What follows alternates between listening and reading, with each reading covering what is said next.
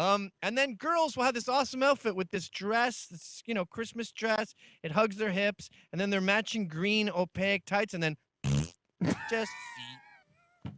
Like Well, if you're everyone Dick Morris, that's a party. so bad. What? I said if you're Dick Morris, that's a party. I don't like socks at a party. I don't like engaging in dialogue with people with my little soft, fuzzy cotton toes sitting around. You need to have shoes on at a party, and that is why I left Quebec. Here in America, I will never take my shoes off, ever. So glad to have this next guest. It wouldn't be the end of your show without one of my fellow rebellious Canucks. Of course, you know him at the Anthony Acumia Network, Rebel TV, host of the Gavin McInnes Show. I don't know what else to say. Gavin McInnes. That's the man who I'm talking about. Gavin, thank you for being here. I'm happy to be here, Stephen Grouder. What is that an attempt at a joke? Why can't you do a hard C on McInnes? Gavin McInnes, not McGinnis. Did I say McGinnis? Yes, you did. And Siri even says McGinnis. Everyone says, I think it's the way North Americans use a C. They're so lazy. It's like Saturday Night Live, McGinnis. McInnes. McInnes. What if there was a C and then a big C? McInnes. Okay. If there was a small C and a big G, it would be McGinnis. All right. I'm sorry. All right. Well, listen, people are listening already, so let me reintroduce him. Gavin McInnes, the prick. Thanks for being here, Gavin. Thanks for having me, Stephen Crowder. The big problem. You know what I get all the time? I get chowder. I just had that at a stand-up gig in San Luis Obispo. Someone was like, I'm like, what? It's not anywhere. Like, come on, McGinnis, because I know people named McGinnis. It's a common name. But no one's chowder with Crowder. And that's what I hate about immigrants and people who don't speak English working in any kind of call service, customer service on the phone, because they don't know about the Western history. And my name, Gavin McInnes, which should be a name that everyone is able to pronounce because the Scots built the modern world. They call me Gabby Ines, Gavin, Mr. Gavin. One time this woman she couldn't do it. And I keep going, it's phonetic. Do you know what phonetic means? McKenna. And she goes, do you know what about to have your phone cut off means? Oh, geez. You're talking with Sprint. Actually, funny that you mentioned that. You know, my dad has a bit of yours that's his favorite. You want to know what it is? What? He liked it. He heard it on the Joe Rogan show, and he actually quotes it a lot now. We're big quoters where we get on a theme. And he liked your bit. It wasn't really a bit. You were just talking. But my dad's a fan of yours, and it was about the Armenian taxi driver on the way to Joe Rogan's show. And you said, he was struggling with English. And my dad, I'll quote the punchline, I'd be an Armenian poet. So let's work in reverse so you can explain. My dad quotes that around the house all the time now. Well, I go, and this happens every single time I talk to a cab driver or, a car service guy. They're like, where is business? And I always go, are you asking, is it a business? Then you have to have a in front of that. So is it a business is the normal way to ask that question. Yes, is business. And they go, where are you from? Oh, I live in, there it would be like Echo Park. But no. Where are you from before that? Well, it would have been Glendale, Armenia.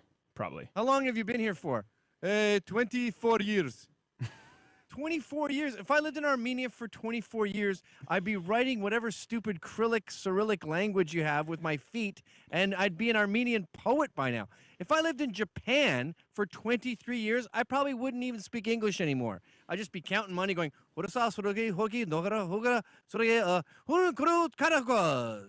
and you'd also be, you'd be jumping off a rooftop. Why? Oh, it's the highest suicide rate in the industrialized world. Just tons of plummeting tiny Asian bodies. I would do that as a testament to their culture. I would kill myself. They edited that from Red Eye once when we were talking about it, and no one knew that sometimes, and we talked about this the last time I was in the program, sometimes people don't necessarily know the data from which I'm working. I assume everyone knows it's the highest suicide rate in the world, but I guess a lot of people don't. And so I made a joke on Red Eye, and I just said, well, beware the tiny plummeting Asian bodies. It's a pandemic there, I hear. And next thing I know, it was cut, and it was really awkward. So they're like, well, that's just really, that's the highest suicide rate, and that's the way they commit suicide. It's the highest concentration of people who jump off buildings. They're like, nah, we can't run that. I thought it was funny. Suicide is... It's a hate fact. I hate facts. When you say something that's true and someone says, oh, we're not using that. Like, I've had trouble on TV when I say over 25%, and even the easiest polls say suicide bombing is sometimes or often justified with Muslims. And they go, what is that data again? And I think, why don't you know that data? Everyone should know that. The high Right. number is 60%. The low number is 25%. And they go, no, we're not doing that.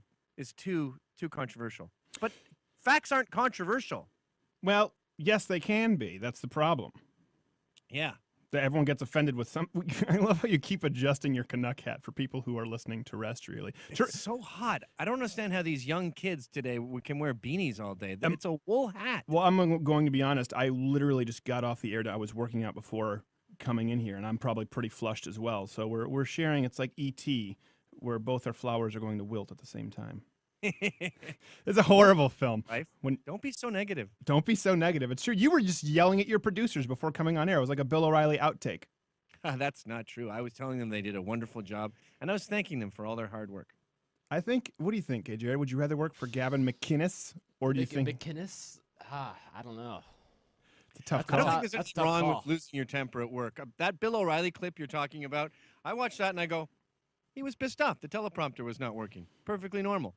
Or that guy from I Top- watch it and I go, you've worked at Inside Edition for a decade and you don't know what it means to play us out? Come on. Come on. You have to admit that. Like, that's Ron Burgundy-esque. Whatever. You yell at people. That's what men do in the workplace. We say, what the hell is your problem? And slap them around. It's healthy. Only if they're women and or minorities. So we were going to have you on the program, and this is one thing I tell people. You know, you've got a big mouth. You talk a lot because you're Gavin McInnes. So do I. So I'm like, I'm always guarding who I trust. But you do have a heart. And sometimes because you come across as bombastic, people don't necessarily realize that. But you were actually willing to come on this show with my mother from this last week. I told you, you know, her mom, her aunt passed away. Socialized healthcare was a real struggle. But she's still pretty tenderhearted about it. So I didn't want to bring her into it. But it's something that we can talk about for days on end. Now, to be truthful, socialized healthcare didn't kill my aunt. What did happen was it took so much longer to get a diagnosis and then to see the right doctor who could determine the course of treatment where, you know, when you're dealing with lung cancer, as most people in Quebec do, 10, 14 weeks can be a lifetime. And it was really heartbreaking. So he was willing to come on, which was really nice of him. But do you have experiences yourself with any family members in socialized healthcare who just don't realize how crappy it is? Oh yeah, and I was born in Britain and I grew up in Canada, so I've seen it happen twice, you know, in two different scenarios, and it's both the exact same problem. I remember my grandmother needed a hip replacement and she had to wait years, and she goes, "See these bloody immigrants? They're getting served before me. I've been paying in this my whole bloody life." She goes, "I shouldn't have a health card. I should have a platinum health card." and you know, immigrants were getting treated before her because of whatever, you know, crocodile tear policies they had because they felt bad about, I don't know what Scotland did to Pakistan, but they have to pay them back with free health care and all kinds of favors. And, you know, immigrants take advantage of that and bring in their sick parents and in all three countries, in America, Canada, and Britain. Yeah. And there's this misnomer where they just assume that in Canada, you just walk in and sit down and they treat you and you walk out. No, because it's free, there is no incentive for them to serve you in a timely fashion. So you go to the back of the line, just like you do for groceries in Venezuela. And it's very dangerous in terms of cancer because cancer is a time bomb. It's, right.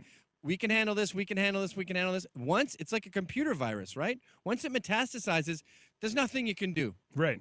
Yeah, no, exactly right. And I actually had a comment on the Facebook post, and I hate to do this, but, you know, you're the same way. I'm pretty authentic with the audience. So a lot of people know, they're going, "Hey, how's your aunt?" And I said, well, you know, let me just do this all in one shot. Facebook, Twitter, boom, get it over with, and let everyone know and move on. And I had a comment from someone from high school.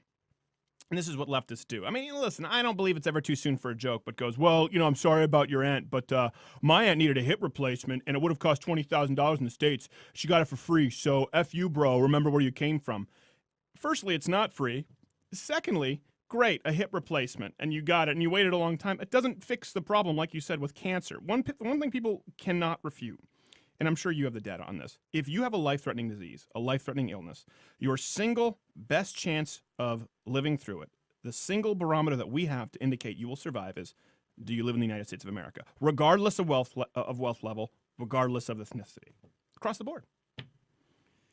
Yeah, I mean, look at vets. If I was a sick mammal in Canada, I would rather be a dog. because you are going to get the best care in the fastest way possible because the free market has incentivized efficient care. I don't even think it's legal for Canadians to come down to America to get treated. And a lot of them try to do that. A lot of them will do it illegally. I think it's legal now. Pardon me? I think it's legal now. Well, now they have super hospitals in Canada since you and I moved away. Did you know about that? No. Yeah, so there's actually super hospitals. There was a Supreme Court case in Shawi versus Quebec in 2005. I left in 04. And was it? No, it wasn't 04. I actually left, I guess, after the case, but I didn't know about it because I hadn't built the hospital yet. So in the West Island of Montreal, it's called a super hospital, or as we know them here in the States, a hospital, where you can actually just pay for health care. But there's really? Yeah. Wow. But you have to pay an annual membership, and I don't know what the numbers are. It's very expensive, like a $900 annual fee, and then a fee basically kind of like a concierge doctor. So who can afford it? I mean, you think about the tax burden and the cost of living in a place like Montreal. Not many people can afford that kind of care, especially since they're already paying for the socialized care out of pocket. $900 a year? Well, before you even see anyone, just as a one-time membership. It's something high like that. Nothing. I pay that for my family plan once a Well, month. no, it's a lot in addition to socialized healthcare. And then if you see a doctor, Right. it's $150 or whatever treatment. So you're still paying for everything else, but you have to pay a one-time fee to be a part of this super hospital with a 52% tax rate if you're making $60,000 a year or whatever it is. So not a lot of people can afford it. But yeah, it was actually it was ruled a violation of human rights, Gavin. Not civil rights, human rights, because Shawi was serving people in Quebec privately who were going to die, and he was helping them. And when he was put out of business, the court said, actually, it's a violation of human rights to tell people you have to go in line and die if they're willing to pay for healthcare. So that's a monumental shift since you and I left. It is stunning. And it's if there's one place the free market will help, it's when your life is at stake. I don't even think there should be an FDA. I think all drugs should be experimental. Maybe you get a little sticker on it if it's passed some sort of test. But when drugs work, they become popular. You know what's happening with my peers is they have all this incredible health care and they're refusing it because they've been brainwashed into thinking that it's not as simple as radiation, chemotherapy. Blast that bastard. The only way you can kill cancer is to nuke it. But I grew up punk rock, and all my sort of idols and now friends are dying because they've been brainwashed into thinking that the free market and the government, or not the government, but the hospitals, the oncologists don't know what they're doing. And you had Ari Up from the Slits, right? She refused to get a mastectomy and said, I'll handle it. I'll go to Jamaica and smoke some herbs, man. She changed her mind at the last second. Too late. It had metastasized. She's dead. Oh, God. Polystyrene from X-ray specs. Exact same story. I'm too punk to get treatment. Oh, no, it's all a lie.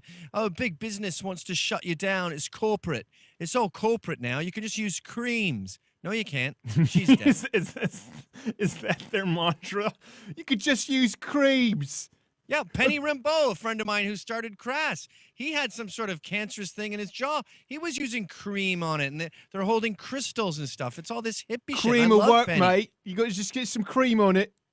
I implored Penny. I go, stop it with the Asian medicine. These guys think that like a bear's gallbladder is going to give you X-ray vision. Stop. They have 3,000 years of terrible ideas. It's exactly true. I go, well, hold on a second. Have you ever been to China? They're literally like the Chinese who come into Hong Kong, right? Because I don't consider them Chinese in Hong Kong.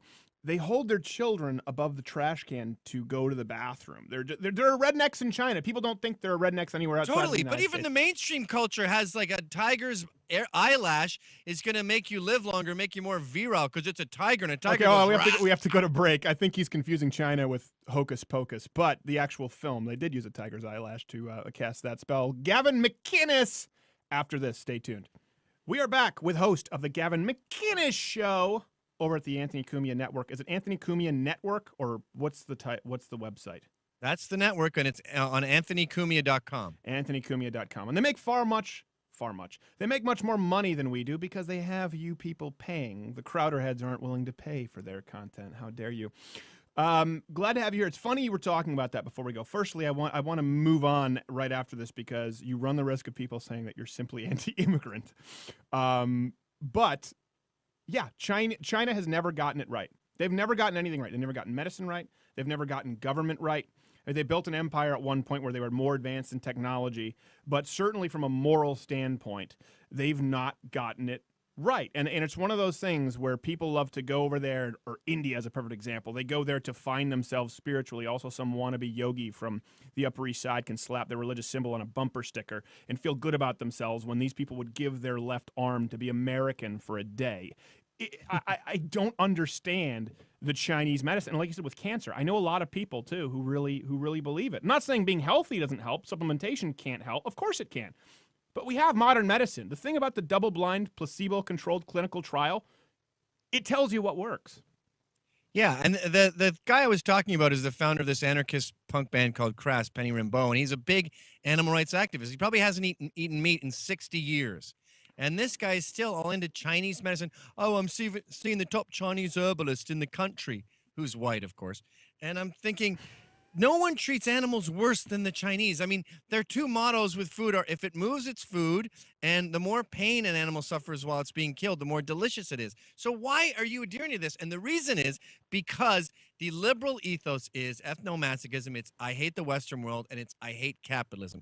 If there's any other option, they will go for that. And this is particularly dangerous in medicine because if there's one thing we are good at, it's antibiotics, chemotherapy, blasting cancer. Look, I got this bite on my arm on the weekend. Oh, no. And it's a little, it was a from the tick missus? that I pulled out of my forearm. Oh. I guess you can't see that. I can see But it. I can see. This is HD. So this is HD, son. It turned into a bullseye this morning. And I just went, oh, crap. I got Lyme disease. So what do? I'm headed down to the clinic where I'm on this weird thing called Christian Health Ministries where you pay. No, I know what it is. you're- Yeah, there's a shared amount versus as opposed to like deductible. Yeah, but you also have to commit to not drink too much or do drugs or smoke or any of that. Sold. And this bullseye, I've had Lyme disease a Dear million God, I hope times. you're not Just go watching. and take antibiotics. But speaking of, and I keep bringing up these far lefty type of punk rockers because they have the same sort of mental disorder that all liberals have. It's just exaggerated. And you got Kathleen Hanna from Bikini Kill and La Tigra. She had Lyme disease, and I believe she just had some sort of like cool punk doctor deal with it. And if you don't get Lyme disease that day and you let it go, say, a year, it becomes in the same zone as multiple sclerosis. Like Yeah. every few months, you are virtually paralyzed. And that's what happened to her. This is what keeps happening to these people that think capitalism and big business are evil, and I've got a better idea. Screw you, I'm going to use creams. Well, what's so funny is actually really far the other way, they sort of come back and meet. So to give you an example, my family doctor, who we visit in Texas, he's just a general practitioner. He's just a family doctor. He doesn't deal in insurance at all. At all. $50, you see him. My brother actually had minor surgery performed by him on his ear, I think for about $250.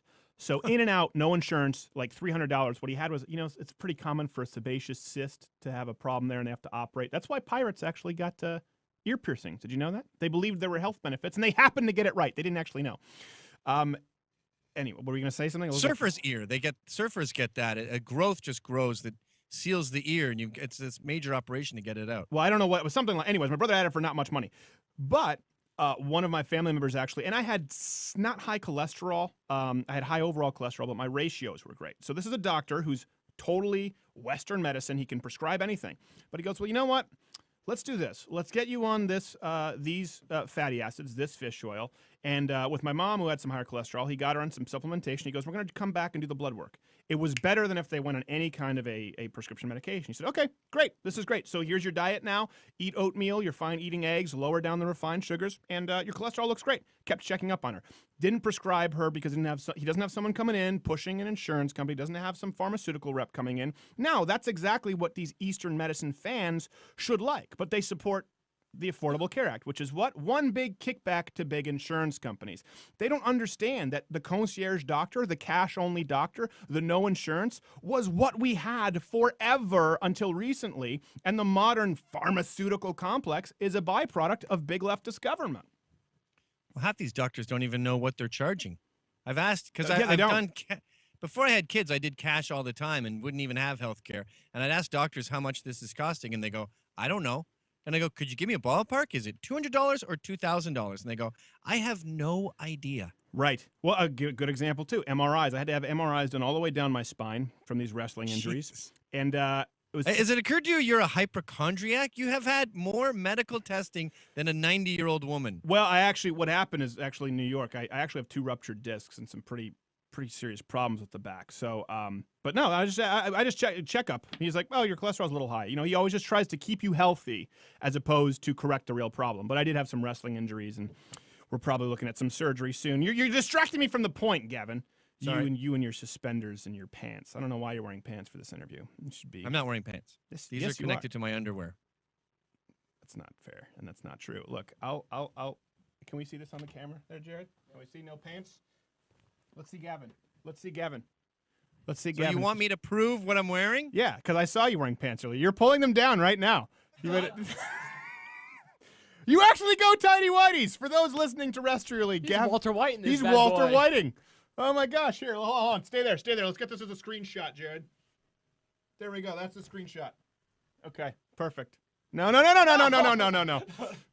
YouTube is gonna have a problem with this. Okay, back to the point. What was my point? What were we talking about? No. You're not Mercedes no Carrera. one knows the cost of MRIs. Oh, $300 is what it cost me. $300 cash. If I were doing it through insurance, when I asked, because at that point I did have insurance, my copay would have been $475. It was cheaper to do cash only. People don't understand that if you work with cash only practices. And everyone, they're like, well, what do you expect people to do? Pay for their own health care? Yup. So, anyway. Yeah, okay. I don't know how many times I've heard this story from Americans where they've called an ambulance because they're naive, and the EMT takes them aside and goes, look, this is going to run you about 10 grand. So why don't we pretend this didn't happen? I'm going to turn around and go we have to go 10 seconds. Keep that thought. Gavin McInnes. Take a cab to the hospital. Lateral squatter. Back with Gavin McInnes. You were telling a story about the EMT, all about socialized healthcare. Go ahead, Gavin. Yeah, it's dumb to call an ambulance if you can't. If you could possibly not call an ambulance, do not call an ambulance. I don't know how many times I've been in a car with my kid holding a gaping wound with my hand as we take a yellow cab to the hospital in a tenth of the time for a billionth of the money. But honestly, then you get the Armenian. I've heard a lot of people, a lot of Americans tell me that EMTs have sort of taken them aside and said, look, man, this is going to run you 10 grand. You don't have health care. So why don't you just take a cab? You're not going to die in the cab on the way. It's just a very, very bad cut. Well, and they go to the. Well, I realized last time I didn't tell you on your show I had to leave an Andrew Breitbart story. We can maybe talk about that. But if you want to hear the story, actually it involves an ambulance of how I hurt my back and just how corrupt. So have I not told you this story before? Maybe I have. When you were doing comedy and that thing you're on collapsed? No, that's what started it all. That was my knee. So yeah, well, if you've done stand-up, these horrible gigs, it didn't collapse. The stage shifted apart. My heel went in. My ball stood out. I kept walking. I fell over to the ground, but my shin stayed perpendicular. So and I heard snap, and I had to pop my knee back in and finish. But and so I've walked with a limp literally ever since. Because what am I going to do? Get a knee surgery in Canada? You know how long that's going to take? I went in. I couldn't walk for 4 weeks. So well, it's going to take this long. I had never gotten an MRI until I came to the United States. I guess, maybe they did an MRI for my appendicitis, which I had removed. I don't know. I don't know if they do MRIs for that. So this is why I was in New York City at New York Sports Club. And I was doing rows on and I've talked about this in the podcast, but I'll hurry it up for you. Doing rows in the machine, which I never do, was the squat rack was taken. They had recently painted the grip tape, where your feet go, and I didn't know. And I guess they didn't have a dehumidifier. So I was just warming up lightweight, and my foot slips off with weight while I'm pulling. And you hear that like this. And I fell back. And if you've never actually passed out from pain, when they tried to get me up, because my back, everything was in such spasm, I just saw stars. Remember, I wasn't able to breathe and kind of in and out. So it's very similar to when I've been choked out in wrestling. They ended up taking me to the hospital, Lenox Hill. Couldn't move my legs. Couldn't move my legs at all for at least 18 hours. They misread the MRI. Long story short, it was a $10,000-something bill. And I was going, listen, I don't believe in frivolous lawsuits, but New York Sports Club, this was your fault. They were like, we're not going to pay the bill. So finally, they're chasing me down. I said, listen, I'm just waiting to try and get the other people to pay for the bill because this was their fault. They go, oh, wait, you don't have health insurance? I kid you not. It was $10,000-something. I say, no, I don't have health insurance. But they go, oh, hold on. Oh, if you pay us $1,100, you'll never hear from us again. Right, because they're so used to not getting paid back that they have to cut it down. It's sort of like a collection agency. Yeah. I mean, I couldn't have hired a lawyer for that little amount. So I said, oh. This is what it is with Christian health ministries. You keep paying And Ann Coulter's the one who told me about it. You keep paying as though you don't have health insurance because you technically don't. Right. And then when you get it to the right number, that is the free market number, then you send your CHS a bill and then they refund you. Yeah, well, that's what my dad had. He had cancer. He has a Liberty Health share, and they might actually become a sponsor to the show. And their out-of-pocket or their shared amount is up to $1,000, and then they cover everything else after that. So it's actually a pretty good deal. I don't know what you're paying. And he had skin cancer. He had to have minor surgery on it, and they literally had a check to him within the week, and he can go to whatever doctor he wants. Look, here's the big picture, and this is what drives me nuts with the libs on healthcare. It is incredibly complex. The last proposal we saw from Obama was what, 1,500 pages? It's the same with climate change and global warming. All these lefties talk about unbelievably complex subjects like they have it all figured out. Right. And my gut tells me the free market's better. My experience has been American healthcare is better than Canadian healthcare, even with all the hoops I have to jump through. But I'm not an expert, and I'm not smug about it. Right. I just have a pretty good idea of what would be better for everyone. And I've noticed a pattern with the free market where it tends to solve problems better than government. But at the very least, can we ask the people involved in this debate not to be so self-righteous about it all? Well, especially as people die in Canada. So that was the jumping off point. What else do we want to talk about here in this segment? Because we've talked about healthcare. I could talk about it all day, but I know people get bored. Well, we're approaching Christmas here, and I'm seeing all these colleges refuse to mention Christmas. You're not allowed to have a holiday party. There was a university here, I think it was Cornell, that said, make sure that your holiday party couldn't be University of Tennessee. Ensure your holiday party is not a Christmas party in disguise. Really? Ohio State University wants to make sure you avoid red and green bows. And this is becoming more popular. There was a high school principal, Eugene Kim, here in Brooklyn, who was banned Pledge of Allegiance, anything Santa-y, anything Christmassy, Thanksgiving, basically anything Western that has a hint of Judeo-Christian values. And the irony is, that's why you came here. That's what made this country great. Right. Now, we're not saying you're not allowed to be an atheist. Go bananas, atheist. But it's worth a little bit of respect. Just like we were talking the other day about, if I had moved to Japan. If I moved to Japan, I would take my shoes off when I go indoors. If you were living here in the West... Wait, hold on. You're French-Canadian. Don't you take your shoes off when you go inside anyway? No. Really? That's why I left Quebec. That was... I don't understand. So you walk through dog crap and gum, and you're out there in Brooklyn, so whatever hipsters leave on the floor, I'm assuming broken needles and cigarette and American Spirit cigarettes butts, and you drag it through your house? I walk through dog crap once a year, and it's a major catastrophe, a full 3-alarm alert. There's garden hoses involved. A toothbrush gets sacrificed. No, there's constant microscopic dog crap, especially in New York. Oh, microscopic dog crap is not an issue here. I could lick my shoes when I get home. It's not like I'm covered in gunk. Montreal, you're walking around in slush and snow, and then you go to a party, and not only do you have to take your shoes off, so now you're walking around in socks, and it's so hard to be a man when you're walking over to the kitchen with your little stocking. Well, that's because you're short, so you need the lifts. But then the girls, they have this awesome outfit on with these stiletto boots. Sorry, I missed your joke. And I said that's just because you're short, so you prefer the lifts. Go ahead. Oh, I see. Yeah, that's a fact. Sure, that's definitely a factor. And then girls will have this awesome outfit with this dress, this, Christmas dress. It hugs their hips, and then they're matching green opaque tights, and then just feet. Like well, if you're Dick Morris, that's a party. So bad. What? I said if you're Dick Morris, that's a party. I don't like socks at a party. I don't like engaging in dialogue with people with my little soft, fuzzy cotton toes sitting around. You need to have shoes on at a party, and that is why I left Quebec. Here in America, I will never take my shoes off, ever. But you would in Japan. I would in Japan. And I'll tell you, being married to Indians, my wife is always barefoot in the house. And all the kids, the second they get home, they take off their shoes and their socks. And I'm like, what is it with you Indians and being barefoot all the time? Now, when we say Indians, do we mean forehead Indians or do we mean red man Indians? Feather, not dot. Feather, not dot. Okay. Yeah. I was reading an interview with this American Indian who was on a volleyball team, and she's famous now, and she's making money. And she goes, do you ever miss home? She goes, yeah, I miss the res. I miss being barefoot and wearing sweatpants and feeling the dirt on my toes. And I'm like, Even some stranger in another tribe miles away, the first thing they go to is barefoot. People, in the West, if it's not snowing out, you need your shoes on at all times. If you're at home, you're going to be stepping on your children's Cheerios. There's going to be other things on the ground. You're going to stub your toe. So your concern is Cheerios on your feet, not dog feces on your carpet. That's where we part ways. No, your problem is you're assuming there's rampant dog feces everywhere. Yes. Dog feces is like stepping on a dog. It's a huge deal. And No, it's it's not. rare. It's all over the place in New York. There's all kinds of crap, and it's everywhere. It's a filth bin.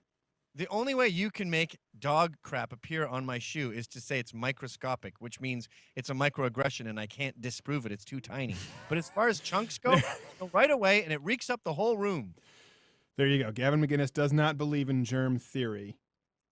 And he hates what, Indians, Native Americans? Is your wife completely hairless? Did she get that part of the She is. Indians are low on body hair. I will say that. Yes, we're getting a little personal. What are you? You are the most forthcoming person I've ever known. You will talk about benders that About me, about my life. I'll stand up nude right now and do a hula dance for you. Well, we might want to do that sometime.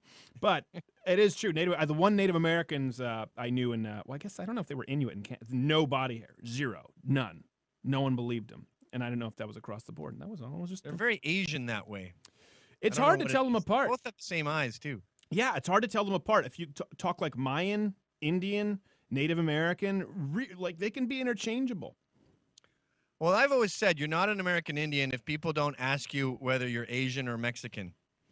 Because there's so many of these white guys with blonde hair getting checks up in Canada because they're 1/1000th Mohawk. It's such a scam. You have to be a quarter or nothing. Well, you know what's funny about that is it's proof that there was no mass genocide. Most of it occurred through integration. There was constant intermarrying. They were encouraged to take the Native Americans, convert them to Christianity, bring them into the European way of life, and some of them didn't want to.